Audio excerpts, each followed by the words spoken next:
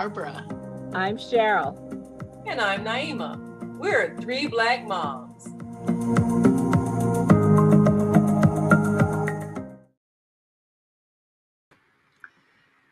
Well, welcome to another edition where we celebrate Black history, specifically with Black books, Black authors, and Black subjects.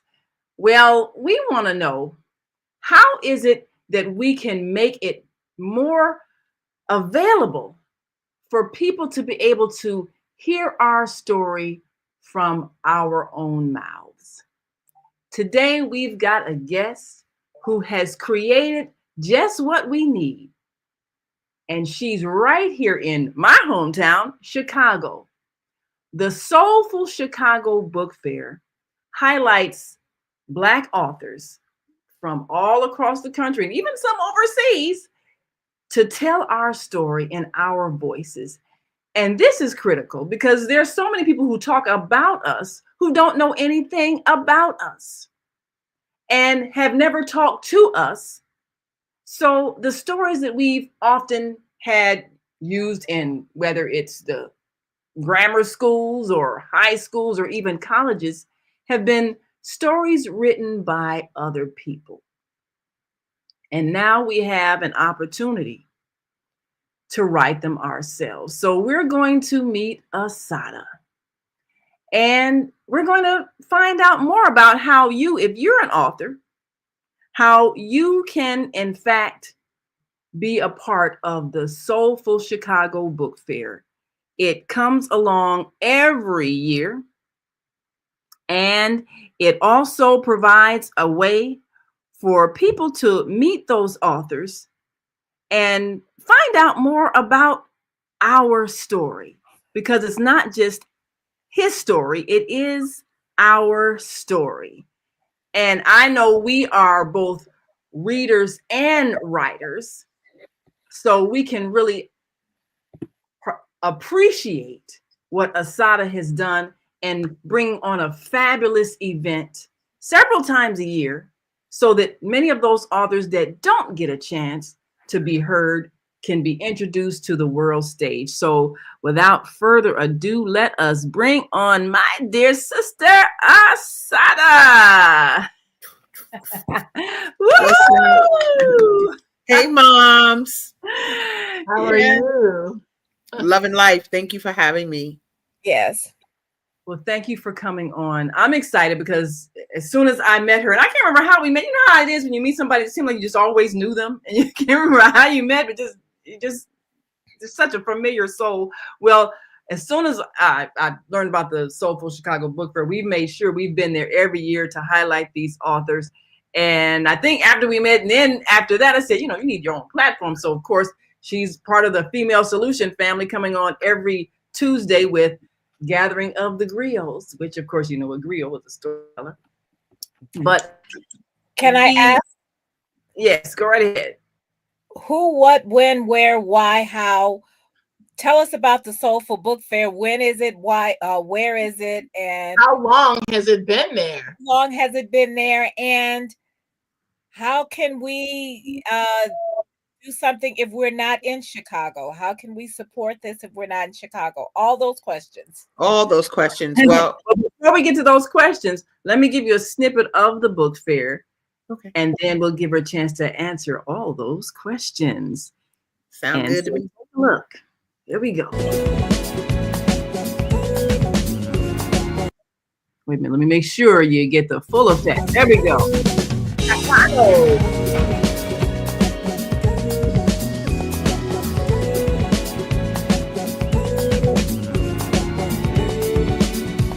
Soulful Chicago book fairs are the most exciting Black book fairs on the planet. Born in July of 2016, Soulful Chicago book fairs have both increased the literary marketplace for Black writers and given lovers of Black literature places to find books about the Black experience the world over. The main summer book fair stretches 4 city blocks on 61st Street between Cottage Grove and King Drive. Each block is characterized by its own genre. donning the works of fiction authors, nonfiction authors, and children's authors.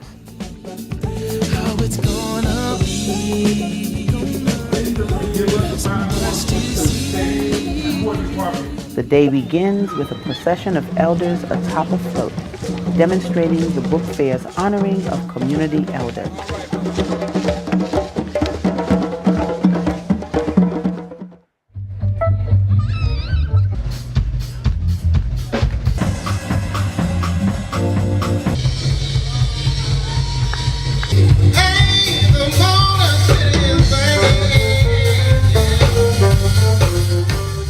The entertainment of the Soulful Chicago Book Fair has been second to none. Audiences travel to its Grammy-level stage, which has featured musical artists such as Eric Roberson,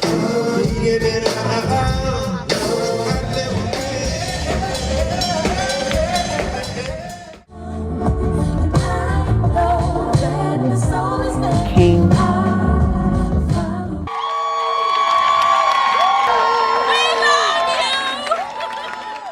and many of Chicago's multicultural talents.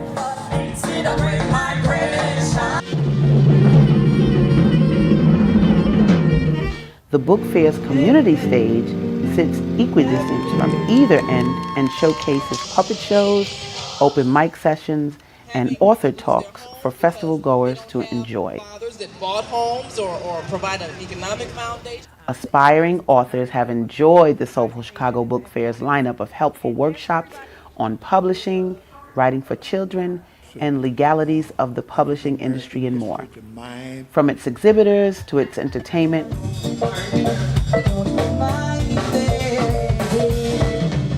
its workshops, to its overall power, Soulful Chicago Book Fairs will continue to breathe literary life and prosperity into the South Side of Chicago for decades to come.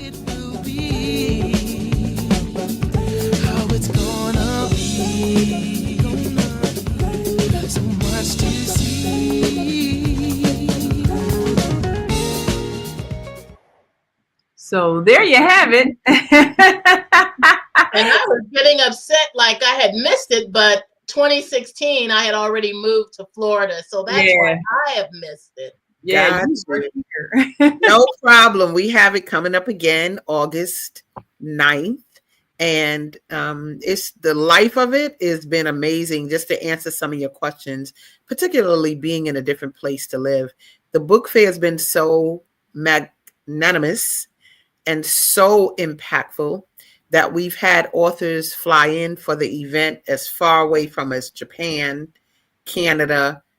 During the pandemic, had to find a way to do the book fair since we weren't allowed to do anything outside. And so I put the book fair in the metaverse. And so that's where you go and experience a society inside the computer. And people were walking around talking, their avatars, and people from other countries were able to sell their books. But hey, they made their way to fly into Chicago to experience the actual event. And so it's one of those events now. I heard somebody in New York was like, you got to go to Chicago's event. Chicago is jamming. I was like, ooh, they talk about us. Woo-hoo-hoo. So anyway, we got a good little reputation going about what the book fair is, what it does. Some of that video answered some of the questions that you did present. But if there are others, maybe where it's going, what it's for, you'll see another video in a bit to kind of understand what our mission is. But did your questions get answered from that video? Yes. I'm assuming that the website there is a place where we can get a list of all the books and all the authors that are out there. Especially now, we've got to remember about supporting Black businesses, and that includes Black authors. So we'll have to make sure that we keep that website up so that people will know where to go to support our people who are writing our stories. And I'm actually going to send, when we're done, I'm going to try to send this out to a friend of mine who's in the middle of writing a children's book that wonderful. is actually, she's one of my favorite people, as well as one of my favorite writers, and she's very talented. And so I've been doing some of the initial editing for her draft. I love it. And it's a And real. also, I wonder if you're It's familiar with historical fiction. urban intellectuals. They would be very interested in investing. Yeah, and it's a historical fiction book, and I that's a genre that I really started to love, is historical fiction. Okay. Because it takes a person who is actually was there, and you just kind of tell their story, but you tell it in a way that is accessible to us. So, there's history and there's fiction, but you learn about the subject. And this is about a little, I don't want to give too much about it, but this is about a boy who was sold into slavery from the North. Okay. And he was freed, and he was more or less, his parents thought that he was going to work for people, and he was actually being sold. Him and other children were being sold, kidnapped and being sold. Wow. And there was a lot of that was actually going on, especially because of the fugitive slave law. And you had, the thing that was appalling is that you had participants in the North that were capturing people who had been freed, and for a price selling them back to slave owners in the South. And so, sometimes, because I've moved down here to Florida, I have gone through the culture shock of the kind of thinking that Southerners have. But then the shocking thing is that you have that same attitude in the North. It's a little more subtle, but it's global on all aspects. Yeah, and it's global. And I wanted to say, in terms of the book fair itself, what I know is that we have so many stories up our sleeves. Oh my goodness, from history to present to future. And like Naima was saying in the intro, who tells the story though? And it's like the book fair's purpose is to make sure that we tell the stories about ourselves. We cover, each block is a different genre for a reason. So you have a nonfiction block, you have a fiction block, you have a children's block, so that people can go and find what they're looking for per genre and get the story from the horse's mouth, baby. You don't have to worry about somebody else's interpretation of us. The key is to get your work out there. And this stage of the game, this is when authors are actually registering. So if an author is interested in being in Soulful Chicago Book Fair, they should go to the website, soulfulchicagobookfair.com. And there's a button that says author submission. So that's this part. And then in a second phase, you'll start to see the author's books in our store, so that people can not only buy them at the event, but they'll be able to buy them from our website as well, and be able to connect with them. So it's giving a platform to those of us that are writers. A lot of other arts get promotion, dance, fine art, painting, whatever. But the writers don't really get the same level playing field or exposure. So that's where I come in. You hear my accent, maybe. I'm from New York. So New York is about fanfare and Apollo Theater and Broadway. And so Chicago's not about that. Chicago is about, we are good writers, and that's all you need to know. But my thing is, now it's time to put it on stage so that everybody can flourish from this endeavor. Yes. That is so exciting. I'm feeling all excited, and I'm not even there. Well, we do have our book coming out, and I've noticed that over the years, a lot of authors will time the finishing of their book to make sure they can participate in the Chicago Book Fair. Absolutely. It's coming. So I gotta finish up my book so I can have it printed and ready so I can be at the book fair. And that's a good incentive. So I think, with our book, Growing Up Charles, we need to plan on being at that book fair. Yeah, we have quite a few books debuting. I have 2 books debuting there myself for August 9th, and we'll talk a little bit about those to come. But when I came out with my first book, there was a book fair in New York, and I made that my goal date. And so, Lord, thank goodness. It's like if the book fair was July 16th, that Saturday, I got the books in the mail on Friday. And so They're meant for me to be there. So yeah, definitely use it as a goal and debut at the book fair for sure. Yes. Well, let's see. We've got some viewers here, and our good old sister Deborah says, "Greetings, history makers. I just saw a play about historical fiction, A Fall from Royalty. And I know that must have been interesting." And she, of course, Deborah, one of our hosts, also, and an avid reader, and she says directed by Richard Galton. A lot of times books do become movies, and that's what a lot of writers even thinking about now. They think in terms of how can I take this book and expand it and make it into a screenplay. And I wonder if that's a good idea, though. If you're looking to tell a story, I would rather somebody tell the story without trying to market it. It's like the movies that are being made with the idea of making them into video games and toys. The product is about the commercial success and not the integrity and the quality of the story. If you're going to tell a story, that's great. I know we last week we all talked about some of our favorite books that we liked for this. And of course, one of my favorites is always going to be Michelle Obama's book, Becoming. It's a great book.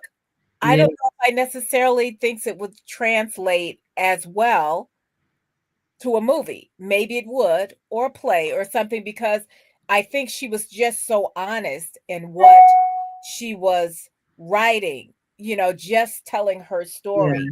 And if we're going to tell our stories, we shouldn't necessarily worry about how we can make more money other than telling the story as a book, because somebody will buy that if it's good enough or interesting enough to become something else, a play, or like Wicked, for instance, which the book is quite dense and tough to read, but it's got a good payoff.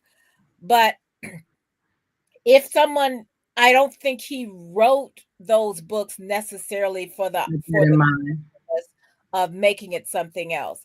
And I think, and we have to fall in love with reading again. That's that. I think there's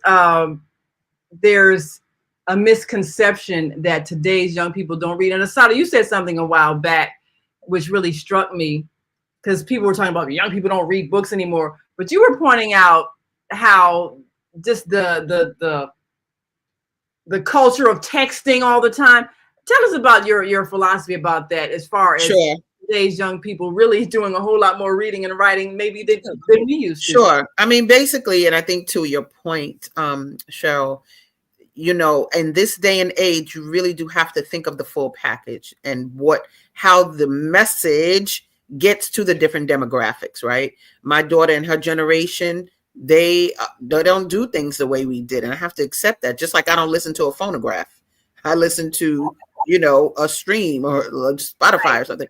And so we have to package it in ways that gets the message across. But the philosophy that Naima is talking about is in one of my videos, and we'll see it shortly. It says people talk about how kids today don't read and write, but they actually read and write more than we do because they text. And that's their communication, is sending messages via text. And even if they're using emojis, I go further into a workshop of mine to talk about, we come from a history of hieroglyphs.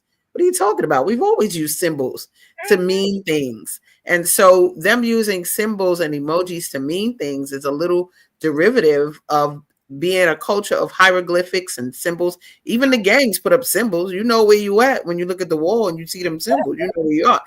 And so I think this concept of overstanding where they are in the process, we just have to make ourselves relevant to the generations that are behind us, so that we can make sure they are getting the messages in ways that are new to them. And like you said, fall in love with reading. Like I said, they do read, but they read what they read the way that they read it. And so my thing is, okay, let me tap into the way that they read things so that they can get it, whether that be Kindle or some other. Yeah. They have a whole novel website that they go to that helps them read. Or Audible, even an Audible, all of that, right? Some of my students will get an Audible version of the book, and I say, hey, you know what? If it works for you, I'm fine with it. Sure. You know, you do, as long as you're getting the information, and that's the important thing. And it's funny because I have a Gen Zer, and she was never a great reader just for pleasure when she was coming up. And I felt like she was discouraged in a way from reading, because when she got into a school, she went to an exam school here in Boston, and they would have summer homework. And but they would give them these books, like they would have the common book that everybody had to read, and then there were these other books that somebody came up, but they weren't all very interesting depending on who the kid, where the kid's experience was. And this big fat packet. and seventh grader is not going to necessarily find what a 12th grader would find interesting. That's a huge range, and yet they would all have to do that. Then they said, oh, we're going to make it more fun. We're going to have you write dialectical journals. Oh, well, I mean, and I don't think anything is too much for our children, but I think sometimes instructors can be a little more creative than they've been. They can make a young person not like words. This is what I would have suggested. I would have suggested, okay, you're going to read 4 books over the summer. Let's say 3 to 4 books over the summer. For each book, you get to pick the book. Yeah. Even they can't be all graphic novels, but you can pick something that you find interested and give me a couple of paragraphs on why you liked it. That's enough for a kid to get excited, because when kids are excited about books, they will want to tell you about them or stories, even if it's, and you will find that rather than you picking something for them, who wants to read about the history of cod, which was actually one of the books one of the years. And so it really turned her kind of off. Now she's 25, almost 26, and she's starting to like reading again. And she'll sit there and say, oh yeah, I'm looking forward to this. And one of the books she just read Cujo, which she thought was like, okay, it's Stephen King. Now she's reading Wicked. And I told her, okay, Wicked's going to be really tough, but stick with it because it's a good payoff. But the thing is that I like that she's now getting into that. But there were those years that were wasted by making it a chore. And that's the thing that I think we want to change, is making reading exciting, making it fun, making it an adventure. Because I mean, my whole childhood was spent in my imagination because of books. And I know, Asadah, you got a whole mission that comes with the Soulful Chicago Book Fair. Well, let's take a look at some of the reasons behind it and what it's evolved to in terms of helping some youth and adults really appreciate the whole world of literature. Enhance the Black literary marketplace. Bolster training and marketing for Black writers. Archive. Sorry, let me bring it back to the beginning. My fault. Out of the heart of the Soulful Chicago Book Fair comes the Soulful Book Fair Foundation. The Soulful Book Fair Foundation provides programming, training, and literary opportunities for Black-themed writers and their readers, while increasing exposure and access to culturally relevant literature in Black communities. The Soulful Book Fair Foundation is built on 4 pillars. Enhance the Black literary marketplace. Bolster training and marketing for Black writers. Archive Black stories and literary experiences, and foster writing and telling of stories through Black youth. Our signature book fairs have showcased over 350 authors. Still, there are not enough opportunities for Black writers to promote their work. The Soulful Book Fair Foundation helps to enhance the Black literary marketplace and provide avenues for authors to gain exposure and sell their books.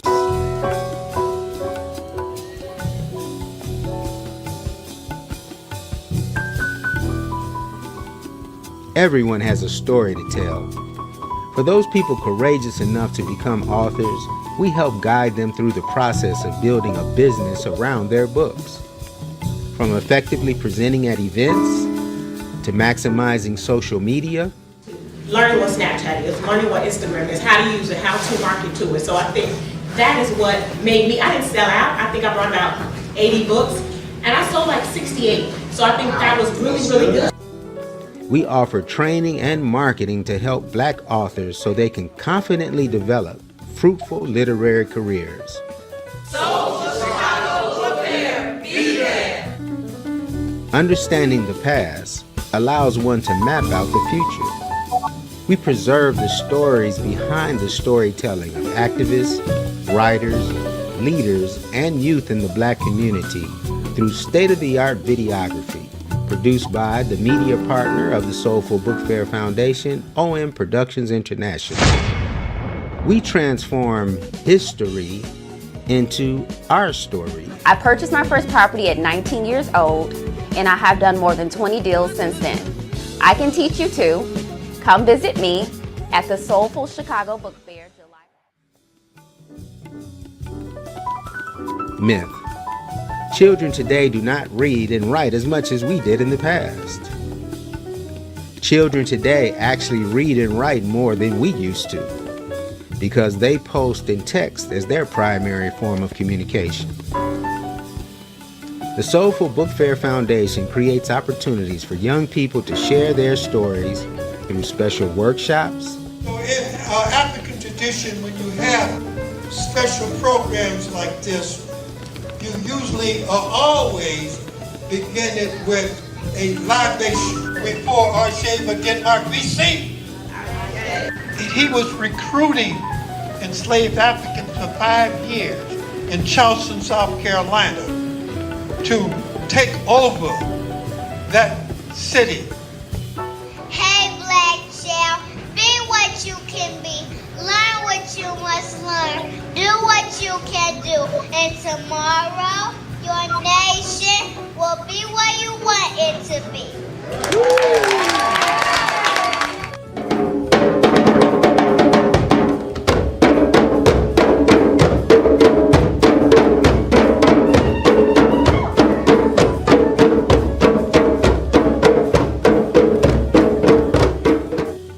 I'm speaking the truth, but you call me a radical. You don't want to hear it? Send yourself on a sabbatical. Look at your history. Our labor here was never contractual. The Temuel D. Black Essay Contest provides opportunities for young people from grades 4 through 12 to win prizes for sharing their family histories. My great-grandmother was born July 27th of 1934 in Mississippi. She moved to Chicago in her early 20s because there was much more broad racism in the southern regions of the U.S. The Temuel D. Black Essay Contest validates their young thoughts and creates a platform for their ideas to be taken seriously. We believe that our children would read more if what they read reflected more of who they are. Why not help them be the authors of their own experience? Well, I started writing things in my journal, and then I started taking writing classes, and I realized I can put the things that go on in my life into my book, so I took them in my journal and I put them into my book. On these 4 pillars, enhancing the Black literary marketplace, bolstering training and marketing for Black writers, archiving Black stories and literary experiences, and fostering writing and the telling of stories through Black youth. The Soulful Book Fair Foundation is building a literary movement for the ages that is amplifying the voices of Black authors, poets, and even composers, and creating opportunities for them to share their unique perspectives with millions of literary fans across the city and across the world.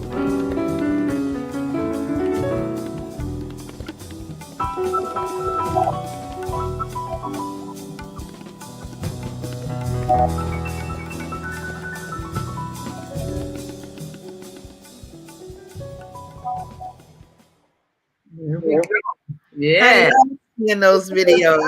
13th is an excellent time to have that kind of exposure as well.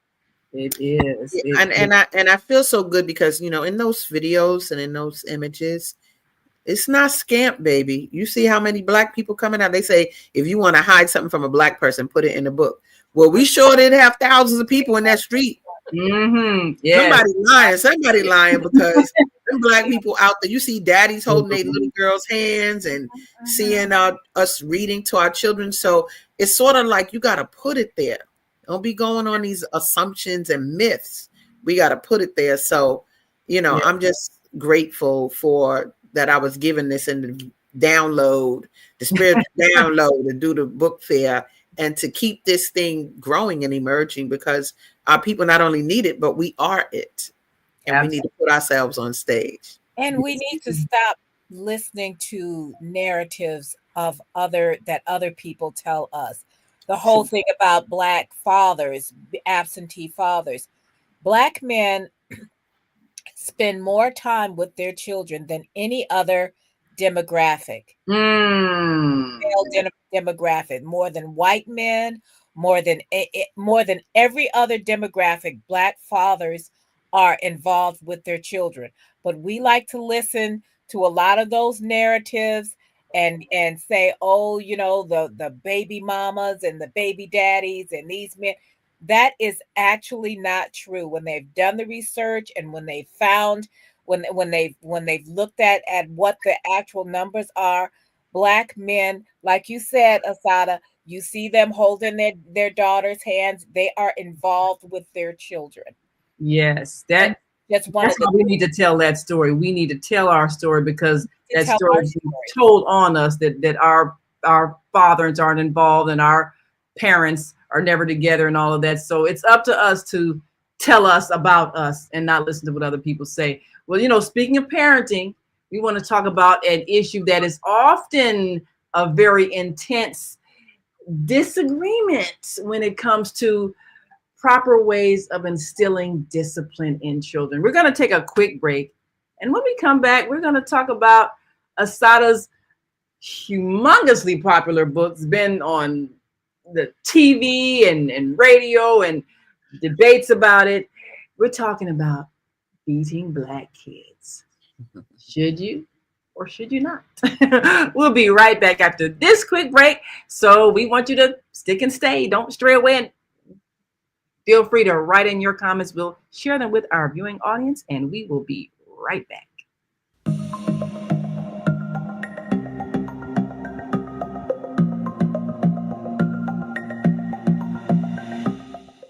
Hi, I'm Barbara.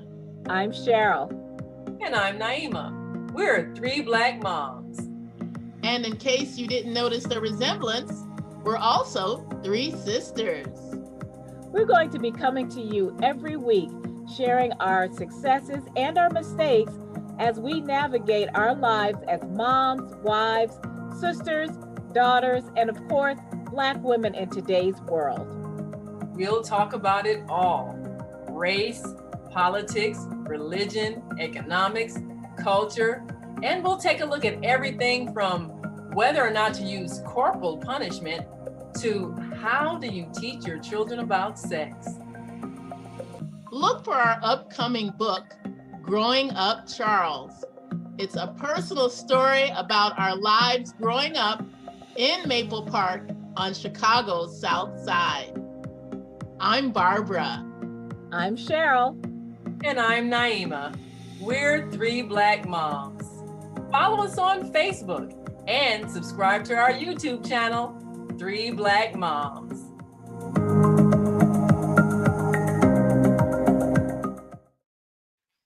And we are back. Black moms.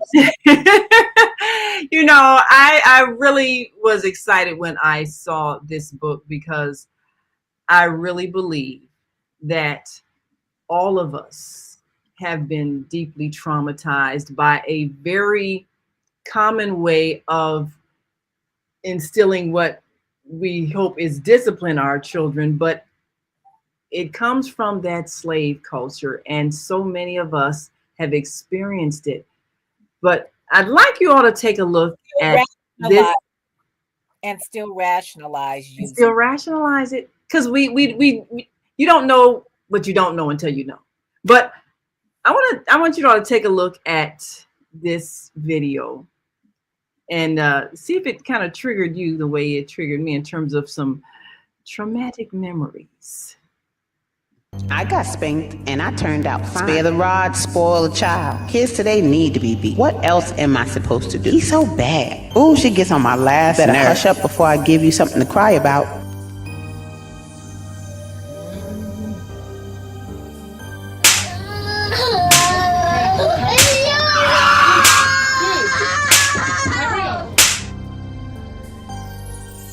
It was important that I write the book, Beating Black Kids. I'm old-fashioned, and I believe, you just can't let a child do anything. I think it's okay, long as you don't abuse them. It's needed to a certain point. But what I saw was a collection of adults who were talking about a topic they had never really talked about before. And out came, my mama used to hit me with a spatula. My dad used to hit me with a belt. They used to make me get wet first. They used to put my face in a pillow and then spank me. Like all of these different stories about how we have gotten beaten over time. And while there was a lot of laughter when those stories were being told, I could clearly see that there's a fine line between laughing and crying. And I knew that it was time for me to write a book about handling the situation. And so it's very obvious that this came from being a slave, from a slavery experience. And that whole spare the rod, spoil the child.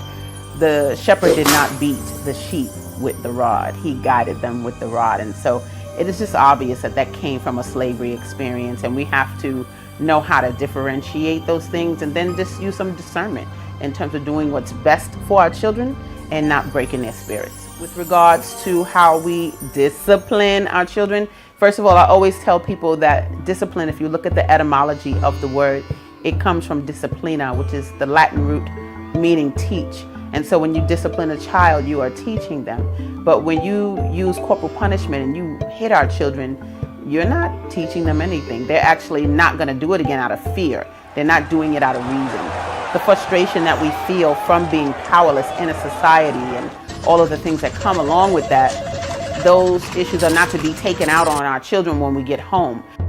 The definition of domestic violence says bringing harm to someone in your home or hurting someone in your home. So I want us to look at how we beat our offspring and how that's not giving them anything good. It's making them quote unquote obedient, but that's what you make a dog, that's what you make an animal. But when you're dealing with someone of higher intelligence, use their intelligence and start to talk to them in ways that give them power, make them feel supported, listen to their ideas, and it'll just be an easier parenting road for you. There's a part of the brain called the regulatory part of the brain, and that's the part of the brain that helps you make decisions in times of adversity. Well, if they have that toxic stress before they're even 4, that part of the brain does not develop. This. Did I finish that? Or did I cut it off? You finished it. It wasn't finished it. It did. That was the end of it. No, it was not. Oh well, let me. I think I might have accidentally hit a button. Let me make sure.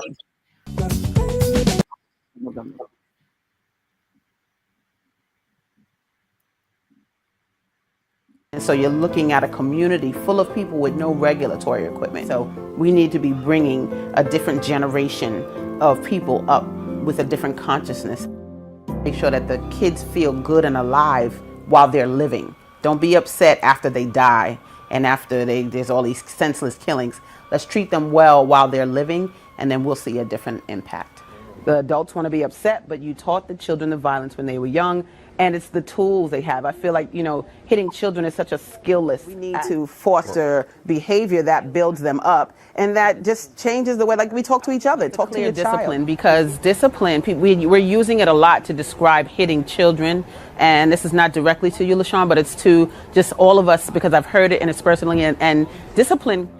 My book is sold in Switzerland, Germany, Tasmania, Nigeria, Sudan, Canada, all over the world. And so people all over the world are telling me, as far as Germany, that my book is making a difference in the lives of the people that other people touch, but also in the lives of many parents and families who now no longer beat their children because they read my book. A lot of people ask me if I'm going to write another book, and I'm not ready to write another book, but what I will say is that there is a high demand for the book in Spanish and in French. My book is not punitive, my book is not accusatory, but there are solutions replete throughout the whole book. It really is just about being engaged with your child. They're not going to become respectful and trustworthy through you telling them and demanding it. They're going to become that way from observing you and then emulating what they see. And so in my parental code of ethics that I wrote, one of my favorite lines is, I will only seek excellence in my child if I am excellent myself. And so that's what I say is the number one key to making sure you have great children is checking yourself.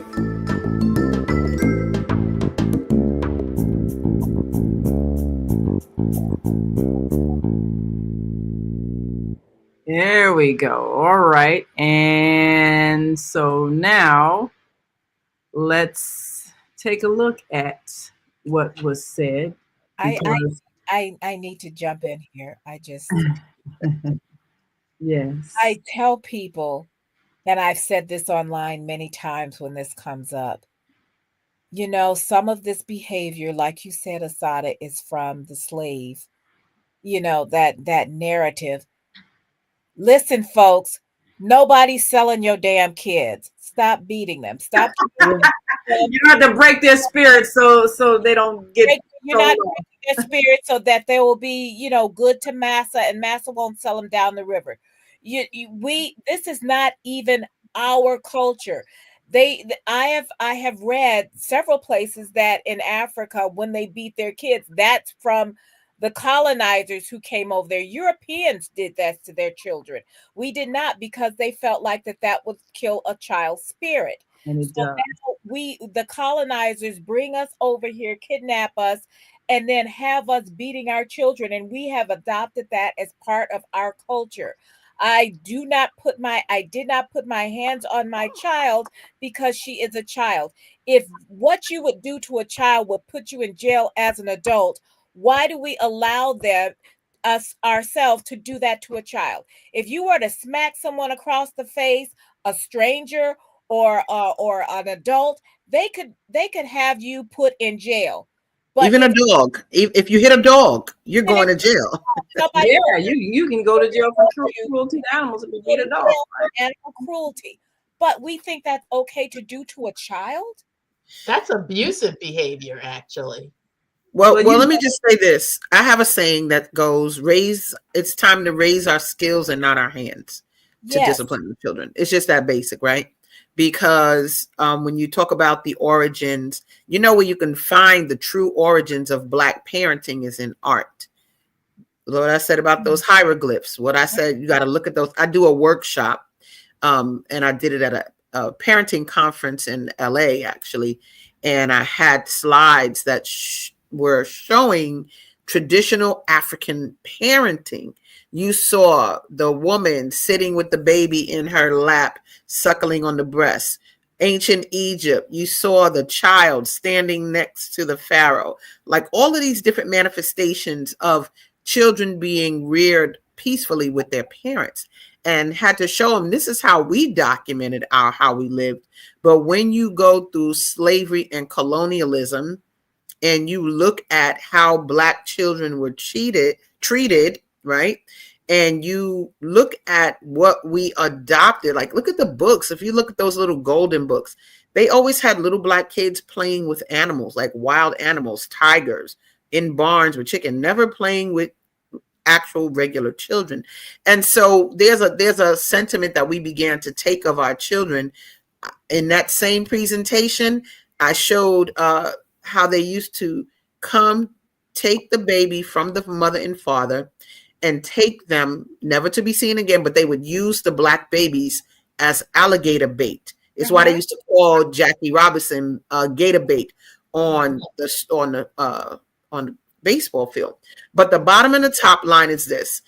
We like to say things like, oh, I need to beat you before the police come and get you, right? And it's very similar. I call it the beloved the beloved syndrome. It's sort of like she saw that master coming down the road, and she went and got her infants and slit their throats before master could come and take them into whatever slavery nonsense he was going to take them into. But it's like, you don't inflict more violence on your young ones because you think they're going to experience violence.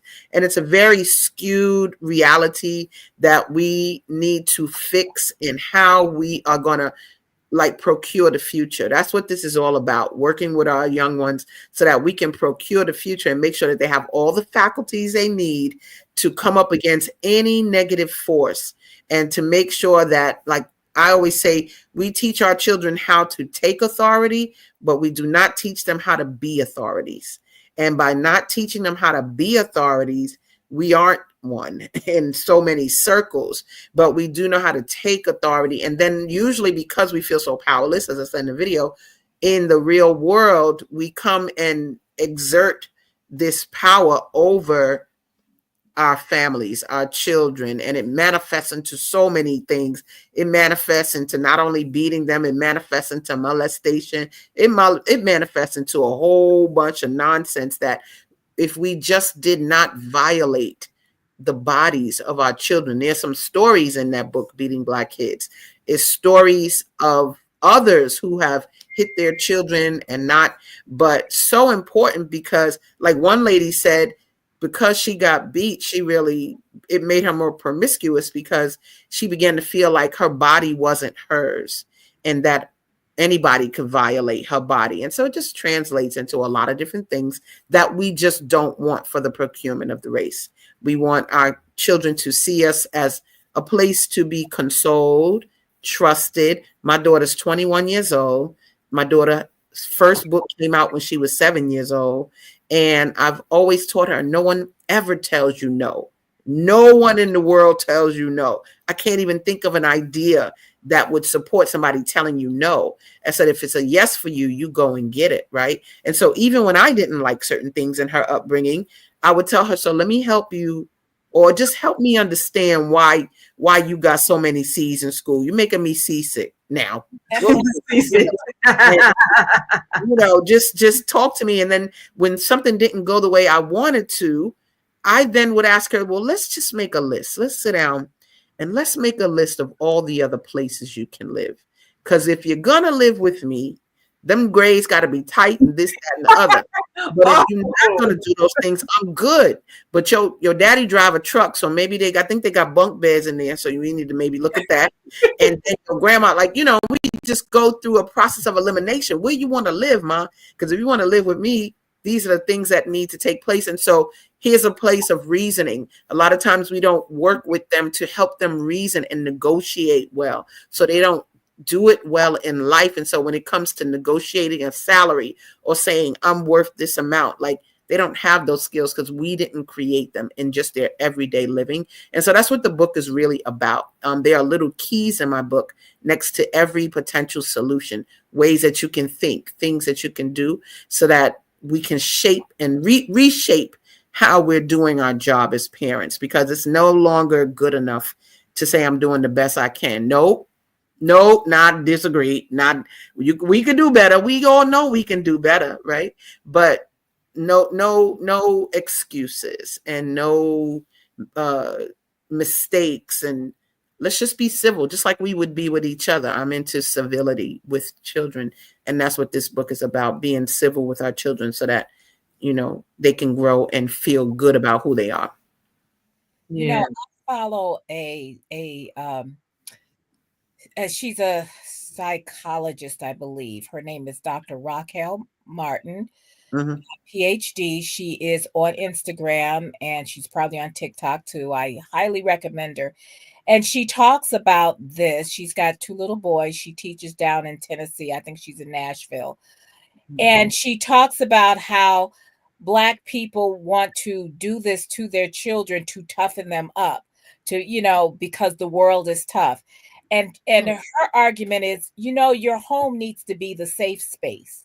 It can't be the place where you're afraid, because then when something happens, you are opening up your children to be more subject to abuse, molestation, like you said, because they've been taught not to defy adults. And so when an adult will do something and abuse them, they can always convince that child, well, if you tell, you're going to be in trouble. Well, this is a child, and this is what happens.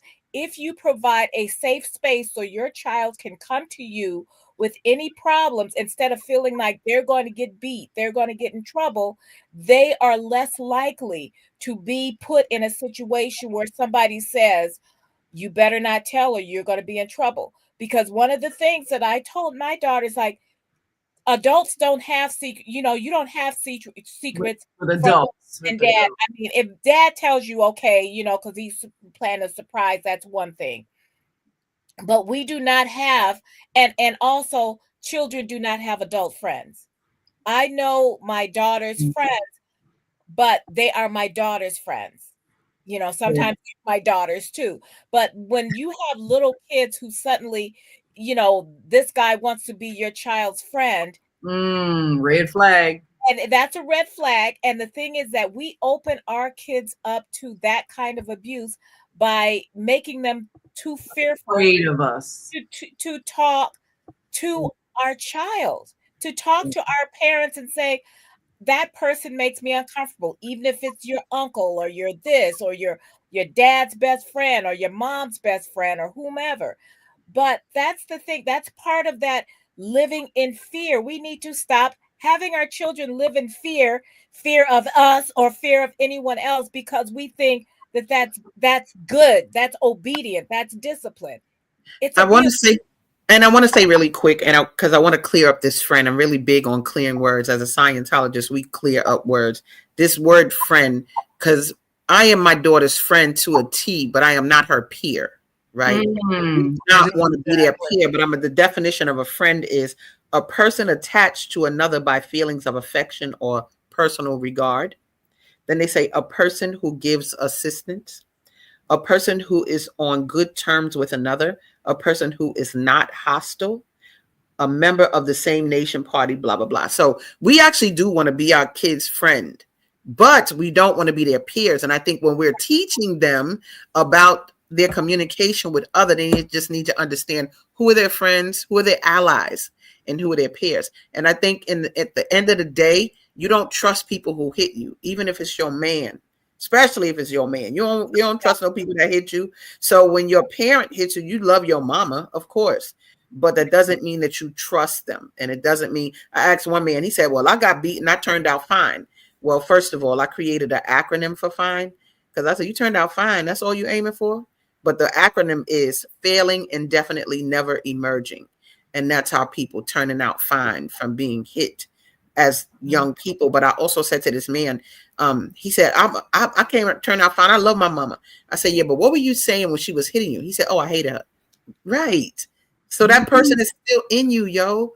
That never got handled. So those latent feelings of resentment and despair and depression and all of that never gets addressed. And we just supposed to chalk it up because I fed you, I clothed you, and all that come with parenting. When you chose to open them legs, baby, that's what you already opened, and you chose to do that. But the stuff that makes them good people, makes them civil, that's important. So, well, every single male I know that was beaten has anger issues toward women. And I see it in them, and they want to say, oh, I turned out fine, I love my mama. Yeah, but you act like you hate every other woman, because that anger at her is coming out at every woman. And that's what I have seen over and over and over again. Well, what if it's also the father? Because, the mothers were not always the main disciplinarians in the home. That's true. That's true. What I say to brothers is this. If you hit your daughter, you're showing her that men that love her can hit her. Yes. And so they grow up feeling like love is equivalent to being hit by a man. And I've said that to men on the trains of New York, whatever. That's one thing I intercept when I see shenanigans with these parents and the children, but it's never punitive. I put my hand on their shoulder and they could tell I'm with them because I'm not scared of you. You my people. And when I put my hand on their shoulder and say what I got to say, I'm not saying it for the whole train to hear. I'm saying it to you. But when it's women, I say you are shaping the type of women that he's going to choose or not. Because if I was a black man, I might not choose no black woman, because black women kicked my butt my whole life. So, you know, we leave these seeds in them, but we're not sure how they're going to germinate. But if we're making sure that happiness is the key, then that's a different story. Absolutely. I know we only got a few more minutes, so go ahead.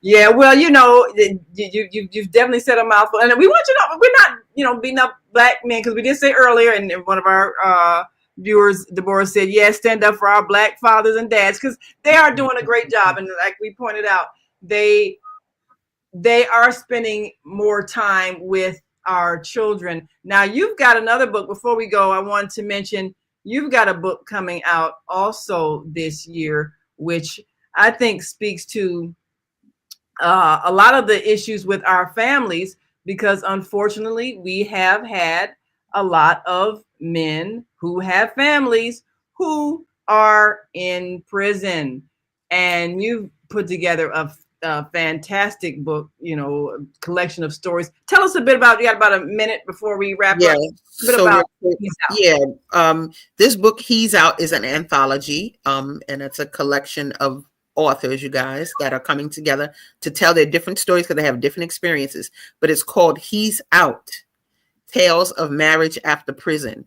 Now, he's out can mean he's out of jail. It could mean that he out the closet because he came out gay. It could mean a whole bunch of stuff, because these stories are varied and they are no joke. But it is, and if you see the little shadow on the floor of that picture, you know, there's so many experiences that these women want to share and want to basically talk to other young women who are, or women in general that are going through this or almost going through this, to know what some of the things they should be looking out for. One woman, her man was in for 29 years. Another sister, her man was in for 40 years. I mean, another sister, her man was in for 54 years. Like, it's serious. This is for real for them. And they've stuck by these brothers. But anyway, so this is one of the books that will debut when the book fair comes out. The other book that I'm bringing out is called I Had to Choose to Feel Better, because I literally recently just had a stroke and a seizure in this past August. And but I'm going to show how I became better and chronicle what that is, in case people need to make themselves feel whole again. Yes, well, that is so powerful. Well, of course, we're excited that you have created the Soulful Chicago Book Fair that is coming up. And we want you all to go to the website, soulfulchicagobookfair.com, and keep track of what is up and coming, because we do, in fact, give us that date again. August 9th is the next date. The only reason you won't see it on the site just yet is because everything has to be cool with the city before we post it. But August 9th is the date that we're aiming for. So put that on your calendars. Yes, put it on your calendars and get ready, because we are going to have a Soulful Chicago Book Fair this year, and we plan to be there. That's good. Hopefully with, what is it? Becoming Charles? What is your book? Yes. Growing Up Charles. So now, y'all, we got a goal to shoot for. So we're gonna finish this book up by let's say March, and we get it to a printer in April, and we can have it ready in May, so we can have it there at the book fair this summer. So I like it. Cool. All right, we'll make it happen. Perfect. We want to thank you all. And thank you so much, Asadah, for being with us. Watch her every Tuesday on The Female Solution, 7 a.m. Central, 8 a.m. Eastern, on The Female Solution Facebook and YouTube channels. And of course, listen on the On Air Radio Network. She's got Gathering of the Grids. You can meet some of these authors that are going to be at the Soulful Chicago Book Fair. And we hope to be among them, because we're going to be telling y'all all about Growing Up Charles. Make sure you like and subscribe to our YouTube channel so that you can keep track with us and be with us every week on Three Black Moms. And until next week, I'm Naima. I'm Cheryl. And I'm Barbara. Thank you, Asadah. Thank you. We are 4 Black moms. Yes, we are. 4. See you next time. Peace.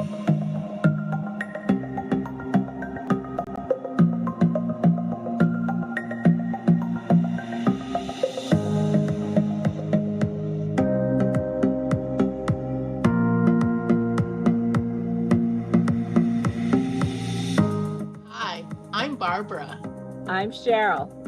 And I'm Naima. We're 3 Black moms.